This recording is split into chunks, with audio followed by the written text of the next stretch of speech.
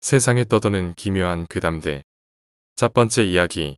물에 빠져서 죽을 팔자는 진짜로 있다. 우리 아버지가 어렸을 적에 있었던 일을 나에게 이야기해 주셨다. 우리 아빠의 사촌형들 그러니까 나한테는 종숙분들 계셨어. 그 사촌의 엄마 그러니까 나한테 종조무. 아 힘들다. 친척 호칭 부르기 힘드네. 그냥 큰엄마, 사촌형 우리 아빠 기준 친척 명칭으로 부를게. 우리 아빠는 어렸을 적부터 큰엄마 댁에 자주 놀러가서 놀기도 하고 밤도 따먹고 감도 따먹고 하여튼 막 뭐 얻어먹으려고 자주 갔었대. 근데 항상 큰엄마께서 어디 외출 나가서 돌아올 시점만 되면 후다닥 집에 돌아왔다는 거야. 큰엄마가 무당이셨거든. 눈빛만 바라봐도 무섭다는 거야. 아빠한테는 그리 엄하지도 않고 잘 대해주셨다는데 그 뭔가 분위기가 그 당시에 어린애가 느끼기엔 많이 무서웠었나 봐. 아무튼 큰 사촌형 작은 사촌형 둘이 계셨었는데 둘이 3살 터울이었어. 같이 자주 놀았다네. 큰엄마께선 아빠랑 사촌형들이 어디 나가서 노는 걸 극히 싫어하셨대. 특히 물가에서 놀러 간다 치면 이놈의 새끼들이 내가 물가엔 가지 말라 했지 하면서 불호령을 내셨어.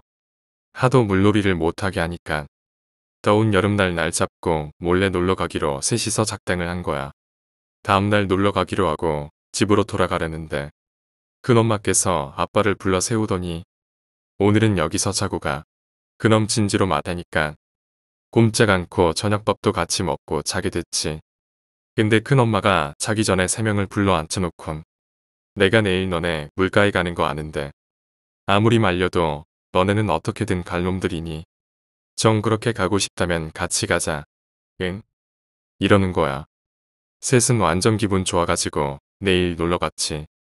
아빠와 사촌형들은 셋 다 수영을 엄청 잘해서 맨몸으로 가는데 큰엄마는 튜브 같은 무슨 다이어 속에 있는 맨바퀴를 챙겨 오시더라고.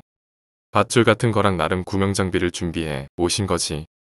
그날 계곡 같은 곳에서 막 물놀이를 하는데 셋은 좋다고 물장구 치고 개헤엄 치고 노는데 큰엄마만은 돗자리 깔고 앉아 자꾸 계곡 어딘가를 주시하다 둘러보다 다시 주시하길 반복하며 중얼거리고 있었어.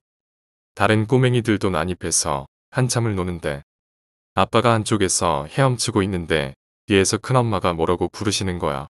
근데 잘 안 들리고 이러다가 그쪽으로 머리 방향 돌리니까 사촌형 2명은 이미 돌아가고 있었다나 봐. 그때였대. 다리에 무슨 모래주머니 단 거 마냥 다리 종아리 부분이 겁나게 무거워졌다는 거야. 아빠가 엄청 당황해가지고 막 그 자리에서 바로 살려달라고 물살 간신히 치면서 어떻게든 뜨면서 외쳤다나 봐. 아빠 옥쪽에 뭔가가 날아오더니 그게 바로 큰엄마가 던진 타이어 튜브인 걸 보고는 바로 붙잡았대. 그런데도 못 빠져나오겠다는 거야.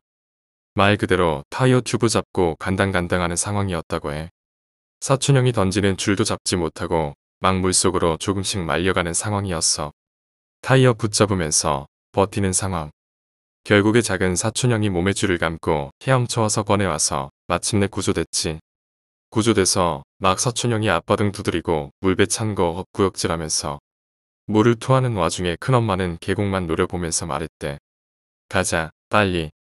큰엄마 댁에 돌아오자마자 소금을 한 바가지 단위로 개개인이 맞고 너희들은 방에 들어가 있어라. 하고 신당 쪽으로 들어가더니 문을 닫으셨어. 나중에 사촌형들이 아빠한테 이야기해주게.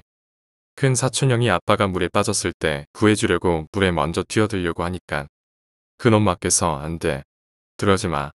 이러더라는 거야. 큰 사촌형이 왜요? 지금 조카 죽게 생겼잖아요. 옥신각신하다가 큰엄마께서 대뜸줄을 작은 사촌형한테 묶더니 내가 들어가라 해서 작은 사촌형이 아빠를 구조하신 거였어.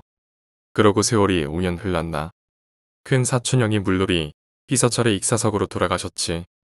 큰엄마께서 그때 예전 일을 말씀해 주셨는데 완전 소름 끼치는 내용이었어. 장남은 원래 물에 대한 팔자가 안 좋아서 항상 걱정이 이만저만했다. 그래서 내가 너네들 물놀이 못하게 맨날 혼낸 거야. 그날은 느낌이 너무 안 좋고 심기가 그날은 너무 좋아 같이 가자고 한 거지.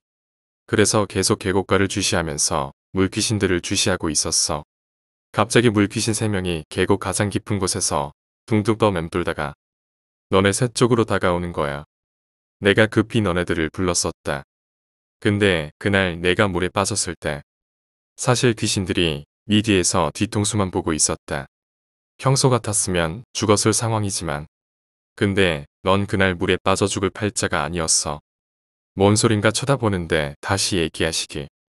큰아들이 물에 뛰어들려고 하니까 그때서야 귀신들이 일제히 큰아들만 눈을 부릅뜨고 쳐다보더라고.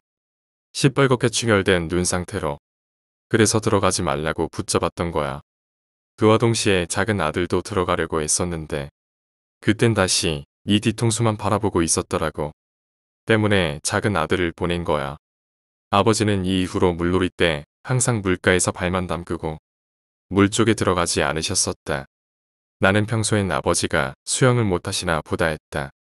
그러다 내가 한번 물에 빠진 적이 있었는데 귀신 같은 수영 솜씨로 나를 구해내시는 걸 보곤 이외의 수영 솜씨에 감탄 반 고마움 반이었다. 그 일을 계기로 이야기를 나누다 들은 아버지의 어릴 적 이야기이다. 두 번째 이야기. 맹인들이 사는 마을. 내가 이야기 하나 해줄게. 얼마 오래되지도 않은 이야기야. 너도 알고 있었을지도 모르지만 강원도 산골 깊은 곳 어딘가에 맹인 마을이 있었대. 왜 맹인 마을이냐? 그냥 말 그대로 맹인들만 살아서 맹인 마을이었던 거야. 보통 일반인들은 알 수가 없어. 아주 비밀에 쌓인 마을이야. 그럼 왜 거기에 맹인들이 모여 사느냐? 그거야 뭐 사회에 나와서 이리 치이고 저리 치이고 그랬던 맹인들이 한둘이었겠냐? 그러다가 어떤 맹인 한 명이 이렇게 살바해야 우리끼리 모여 살자 하고 만든 거겠지. 숫자는 20명쯤 됐었던가. 아무튼 거기에 갈 수 있는 사람들은 맹인밖에 없었고 그 중에서도 아주 힘들게 살고 있는 맹인들만 갈 수 있었나 봐. 그럼 초창기 멤버를 제외한 다른 맹인들을 어떻게 선별했으며 마을까지 인도했을까? 정답은 브로커가 있었다 이 말이지. 근데 브로커는 맹인이 아니었어. 맹인 마을을 만든 사람. 그니까 맹인 마을 이장이지. 그 이장한테 큰 은혜를 입었다나 뭐라나. 그래서 그 이장 밑에서 일하는 평범한 사람이었던 거야. 그도 그럴 것이 맹인이 맹인을 찾는 것이 여간 쉬운 일이 아니잖아. 적어도 눈은 보여야 할 수 있는 게 더 많으니까. 바깥에서 맹인을 구해오는 일은 그 일반인인 브로커가 도맡아 했던 거지. 브로커는 1년 내내 하루 종일 맹인들을 엄선해서 찾곤 했어. 그리고 찾은 맹인을 데려다 줄 때 말고는 맹인 마을에 가지 않았어. 철저한 비밀을 유지하기 위해서였지.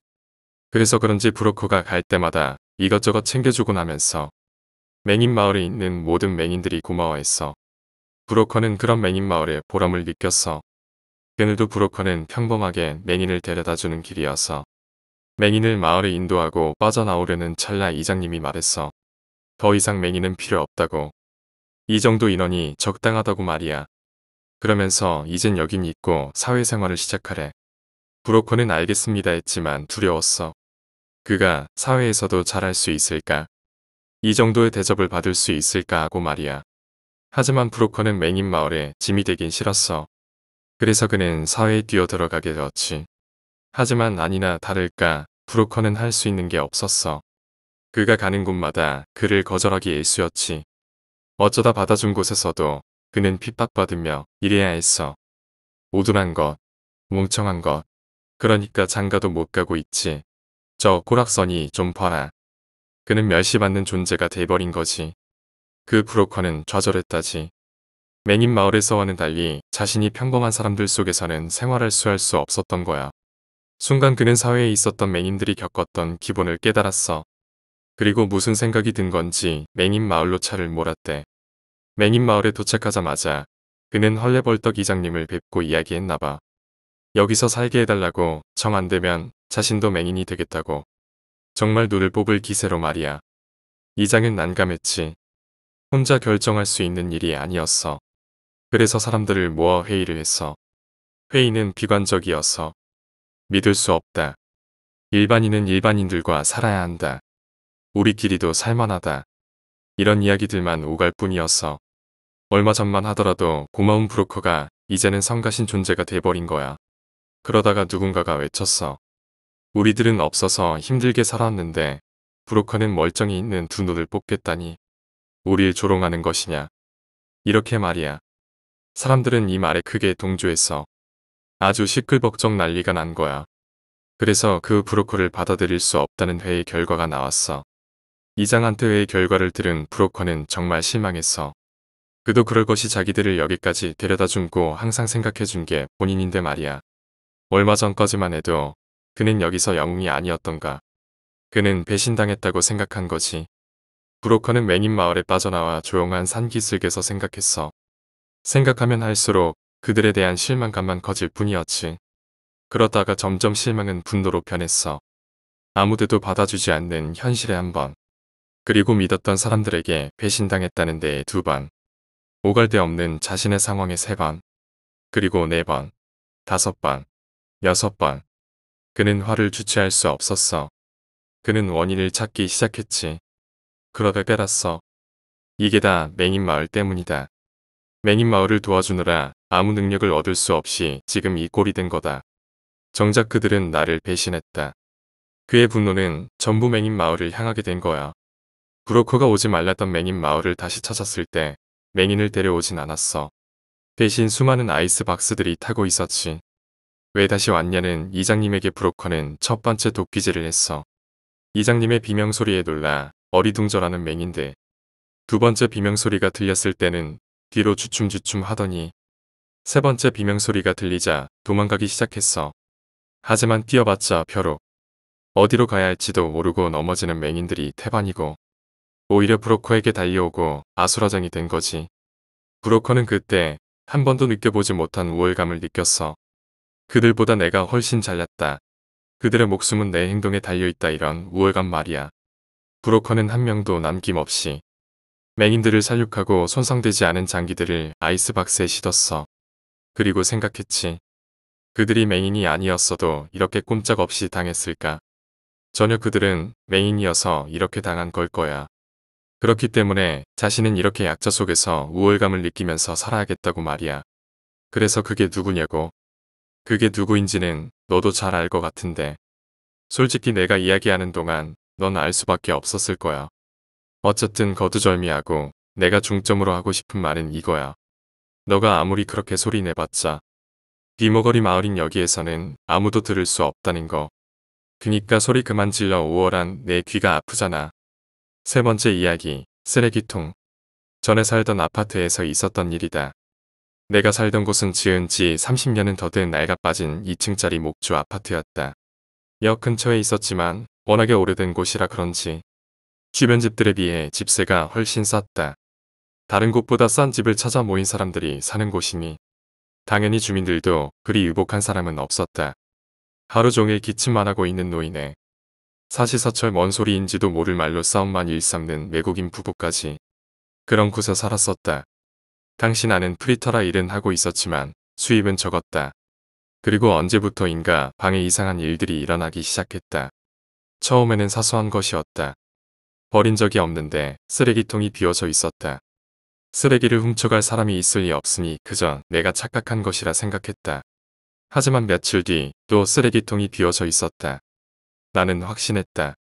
누군가가 쓰레기를 훔쳐가고 있는 것이라고. 하지만 왜 쓰레기를? 결국 나는 고작 쓰레기 따위야 마음대로 하라고 생각하며 신경 쓰지 않기로 했다. 하지만 이상한 일은 계속 일어났다.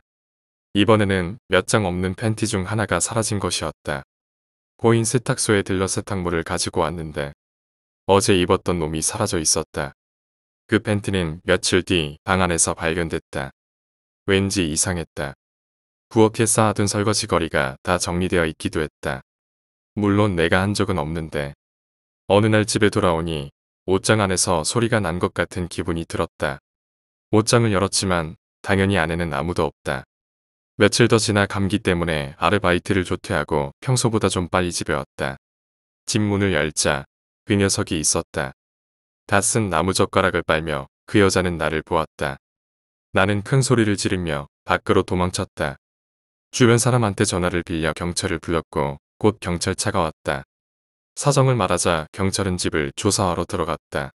밖에서 기다리고 있자 여자의 고함 소리가 들리더니 곧 경찰한테 잡혀 나왔다. 다음날 경찰서에서 연락이 와 찾아갔다. 범인은 옆집에 혼자 사는 여자였다. 정신적으로 문제가 있어 통원 치료를 받고 있다고 했다. 낡은 아파트라 벽장 천장은 쉽게 떼어낼 수 있어. 거길 통해 내 방으로 드나들고 있었던 듯했다. 처음에는 그저 옆집에 누가 사나 하는 호기심에서였지만 그것이 점차 연애 감정으로 바뀌었다고 한다. 내가 그 여자를 본 건 그날이 처음이었다. 긴 머리카락에 잔뜩 야윈 모습은 꽤 기분 나빴다. 경찰관은 내게 말했다. 저 여자는 정신병이 있으니 곧 석방될 거라고. 웬만하면 이사를 하는 게 안전할 거라고. 나는 짐을 정리해 친구네 집에 잠시 얹혀 살다가 지금 살고 있는 아파트로 이사했다. 그 일이 있고 1년 정도 지나 서서히 잊어가고 있을 무렵 문득 나는 집 정리를 하다 앨범을 펼쳐보게 되었다. 그 여자의 사진이 내 사진 옆에 풀로 붙어 있었다. 네 번째 이야기, 이미지. 친구 애니 어느 날 엄청난 이미지 체인지를 하고 나타났다. 나처럼 수수하기 짝이 없던 애는 그때까지 화장이나 멋부리는 데는 전혀 관심이 없었던 아이였다. 맨날 쌩얼인데다 염색 한 번 한 적 없었고 머리도 허리 정도 길이의 옷도 수수한 것만 입고 다니곤 했다. 그런 애니 갑자기 화장을 떡칠하고 옷과 액세서리도 화려하게 꾸며 입고 나타났다. 머리카락도 과감히 잘라 단발머리에 파마까지 해서 그야말로 대변신이었다. 나를 포함한 주변 친구들은 다들 입을 떡 벌리고 놀랄 뿐이었다. 나도 처음에는 애를 못 알아봤다. 인조속 눈썹 잔뜩 붙이고 가슴팍이 트인 개미솔과 셔츠 팬츠를 입은 과감하다기보다는 망측한 꼴이라 도저히 이미지가 겹치질 않았으니 당연히 친구들은 모두 무슨 일이냐고 나무라거나 뭔가 패션에 눈이라도 뜬 거냐며 꼬치꼬치 캐물었다. 하지만 애는 언제나 대충 얼버무리고 말 뿐이었다. 원래 애는 얌전한 성격이라 친구들도 비슷한 아이들이 많았다. 그렇기에 점차 아이들은 애를 멀리하기 시작했다.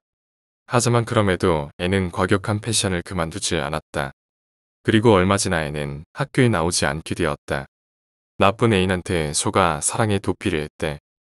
물장사에 뛰어들었다나 봐. 빚이 생겨서 야반도주했다던데. 온갖 잡소문이 나돌았지만 애니 퇴학철이 되자 그 소문도 금세 사라졌다. 그리고 몇 년 후 나는 우연히 앤과 인연이 닿아 우리 집에서 같이 술 한잔 하게 된 적이 있다.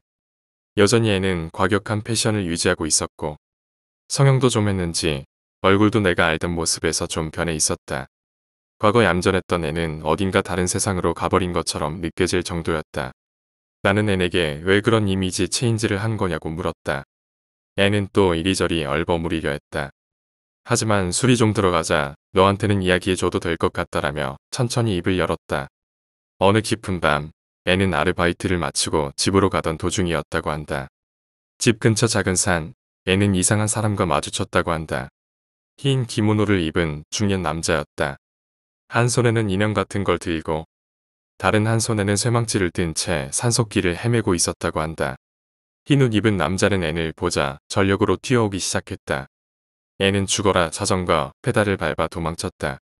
그때만 해도 애는 그 남자가 그냥 이상한 사람이라고 병원에서 도망친 정신병자라고만 생각했다고 한다. 애는 한동안 줄곧 페달만 밟았지만 오르막길이고 해서 체력이 다하고 말았다. 뒤를 보니 남자도 없어서 애는 잠시 멈춰 쉬기로 했다. 한숨 돌리고 다시 출발하려는데 저 앞에 사람이 보였다. 그 남자였다. 남자는 사람이 다니는 길이 아니라 산속을 헤쳐 애를 앞질러 간 것이었다. 애는 다시 미친 듯 페달을 밟아 도망쳐 그날은 아르바이트 하던 가게 근처 카페에서 밤을 새웠다고 한다. 그 남자는 이른바 축시에 참배를 하고 있었고 애는 그걸 목격해버린 것 같다. 축시의 참배는 다른 사람한테 들키면 저주가 역류해 자신에게 돌아온다고 하기 때문에 만약 들키면 그걸 본 사람을 죽여야만 한다는 것이다. 자기 얼굴을 그 남자가 알고 있다는 것에 겁에 질린 애는 바로 카페 옆 미용실이 문을 열자마자 헤어스타일을 바꾸고 화장을 한 것이었다. 옷도 근처 가게에서 완전 반대되는 이미지의 것으로 사입고 자전거는 버려버렸다. 하지만 그러고도 애는 남자가 자기를 죽이러 올까 두려워 지금까지도 과격한 패션을 이어오고 있다는 것이었다. 애니 그 이야기를 너무나도 진지하게 해서 술에 취한 나는 무심코 웃어버리고 말았다. 그게 어떻게 봐도 피해망상인데다 걱정이 너무 심하니까 그렇게 말하자. 애는 내 얼굴을 바라보며 웃음기 하나 없이 말을 이었다. 그 남자는 아직도 그 마을을 배회하고 있어. 나를 찾아서 죽이려고. 너도 조심해야 해.